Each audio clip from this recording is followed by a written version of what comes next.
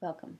My name is Karen Gray, and this is the first of a series of lectures regarding concepts for creating a classroom environment that gives the students the opportunity to develop long-term retention of their learning and the ability to transfer that learning to future situations.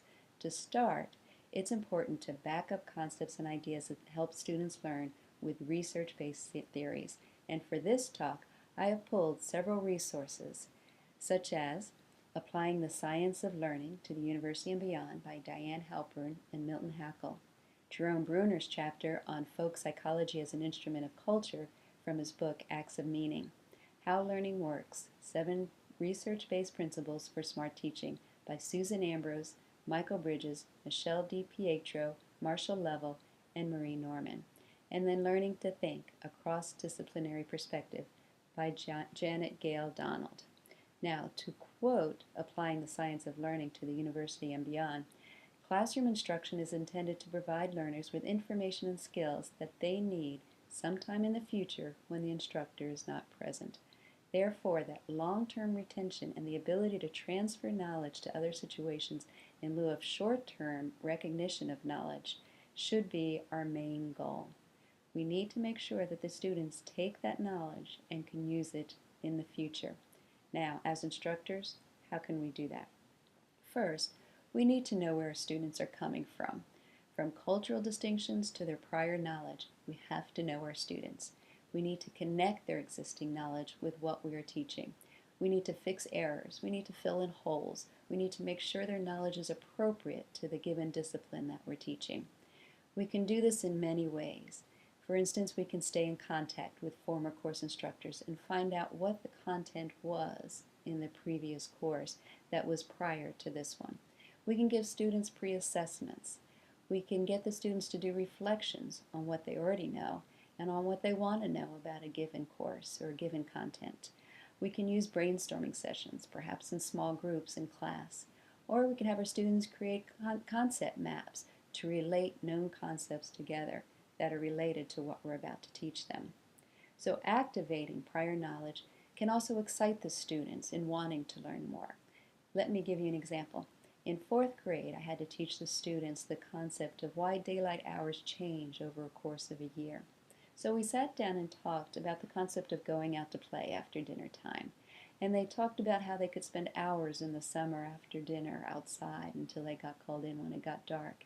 But in the winter time, when it was colder, they realized they had dinner. When they went to go outside, it was already dark out. And that kind of turned on a light bulb in their head, realizing that daylight hours do change, and they wanted to know why. And so it really brought the new content into focus more because of understanding their prior knowledge and wanting to learn more.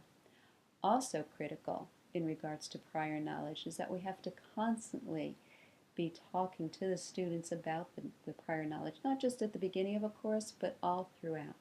We need to say things like, remember when we talked about this before?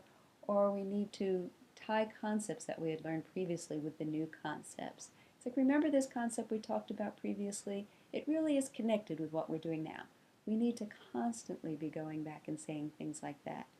Previous experience by students can also be beneficial to learning new concepts, but experience alone is not a good learning tool.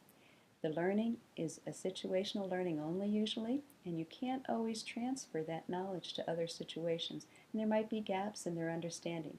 They're looking at experiences from their own point of view and not necessarily from the big picture. So along with prior knowledge comes the need to understand how your own, as a teacher, your own attitudes and beliefs, along with the students' attitudes and beliefs about a given discipline, will affect the learning. The best example, and probably one of the most common, and you hear it all the time, is when a student says, well, I'm just not good at math. But of course they're not good at math, if that's their belief. The best retort that I've ever heard from a teacher was from a high school teacher when a student said that. He turned and looked him straight in the eye and said, you just haven't been taught right, but we'll fix that. And he did, and the student became a very good math student. And students also need to understand that learning is not always going to come easy. They have to take time, they have to be disciplined, and they have to be patient. And their cultural background is also important.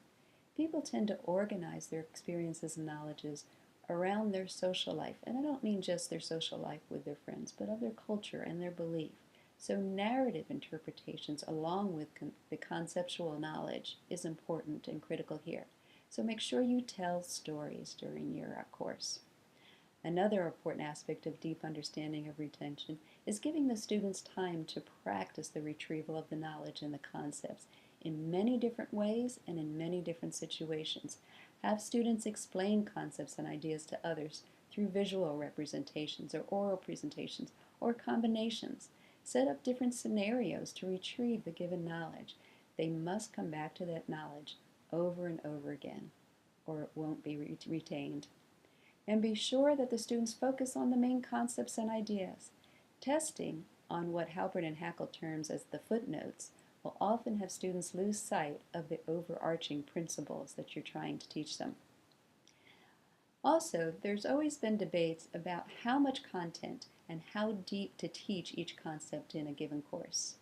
Teach what students will need to retrieve in the future and not on the quantity of information they can retain for a given test.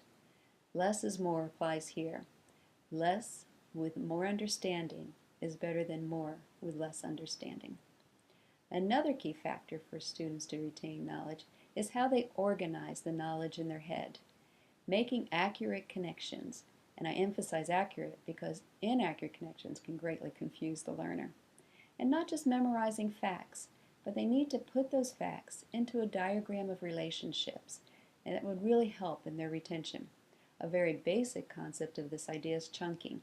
Chunking numbers instead of remembering each digit makes that retention much better and much stronger too. Concept maps are also a strategy for arranging knowledge for better retention. Be sure always to organize your own knowledge in your own, or let me rephrase that. Be sure to always share how you organize your knowledge in your own head with your students. The students consider you the expert, and how you group and organize the knowledge will help them see the important connections. Organizing knowledge in different structures also brings those connections together and allows students to make clear some of the complexities. Let me give you an example. Say you're teaching anatomy. You can organize the teaching and organize the knowledge based on the body parts and what each part is and what each part is connected to which parts and other parts. Or you can organize the information by the systems of the body, like the nervous system. Additionally, you can organize it based on functions, like movement. You can talk about movement, you can talk about what systems are needed for the movements, what body parts are needed for different types of movement. Another function is how the body combats diseases. And again, you can organize your information about anatomy based on what parts of the body and what systems of the body are needed to help combat the disease. Architectural history might be another good example. You can learn about each building in past history, about who built it, who designed it, what year, or you can organize architectural history around styles and link how different styles affect future styles and what builds on each other. By doing that, the students not only will have a better ability to retain the knowledge, but it'll make a lot more sense to them.